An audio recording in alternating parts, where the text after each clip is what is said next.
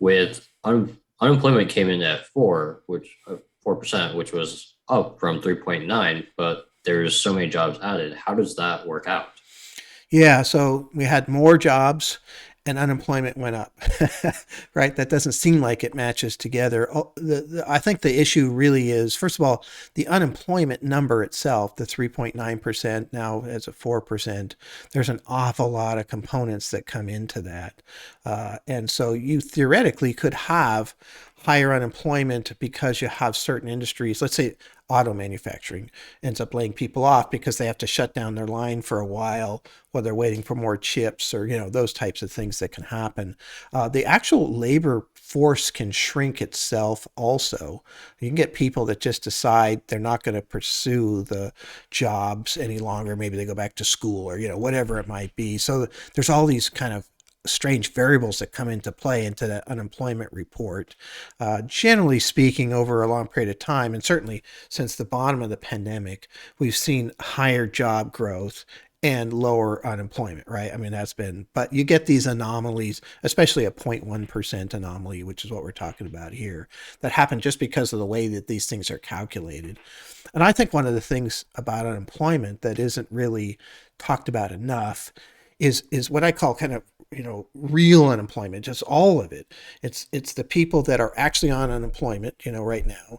Those people that have kind of fallen off the rolls of unemployment that are still wanting a job. Those people that are, I guess we call underemployed. So they, have a part-time job, but they really want a full-time job that pays more. That number can be quite a bit higher. And so focusing on unemployment itself, isn't that critical to me. It's that total kind of real unemployment factor as far as that goes. That has been shrinking also, slowly but surely, things are getting back to normal. But part of that is some people just aren't, coming back to work. Maybe a two-worker family that now one of them is staying home with the kids, and they've just made adjustments to deal with that and such too. The pandemic created a chance for people to reset, and some people have. And maybe that comes back around and we get more and more people back into the workforce. But we did end up with a really high number of retirements. So kind of that baby boomer that was within 3 years of retirement retired now, or last year or what have you. And so that kind of shrunk that available workforce that's out there. And so a lot of open jobs, almost 11 million open jobs still. And so that's a part of the supply chain constraint. The jobs are open, there's not enough people taking the jobs, and so that demand is continuing to push the need for the product or service, and the employees aren't quite there yet. So that's partly why we're having this inflationary spike. So that's why today's jobs report's important. Yeah, so we'll see how that plays out. Yeah, but it's very, very interesting to watch. I think the employment part is critical. Yeah, that's good to know. So with like these big job reports, does that mean wages are going to go up, and so and then inflation in turn is going to kind of follow through with that?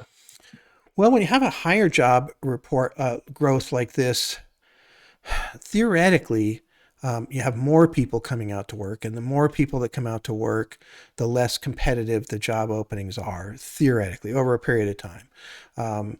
So, I mean, let's say, for example, if there's more people looking for work than there are jobs, wages could go down, right? Because it's basically the employer has a choice of people, and the new employees have no leverage, and existing employees have no leverage either because there's no jobs open. So that's a recession. It happens all the time.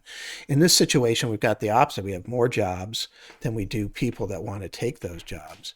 So the more people that take jobs, theoretically, the less pressure that would put on increasing wages, if that makes sense. In my opinion, I could be missing something there in the economics of how that works. But I think, if I'm an employer and I've got all these people and they're asking for more money, and then I have some choices over here for people that will take my job at the price that I'm willing to pay right now, I might, take that person instead because they're cheaper, right? Theoretically. And so the more people that are looking for work, and that's how I kind of look at the jobs report, just that people accepted the jobs, because there's a 11 million open jobs. And so, people accepted the jobs as a whole.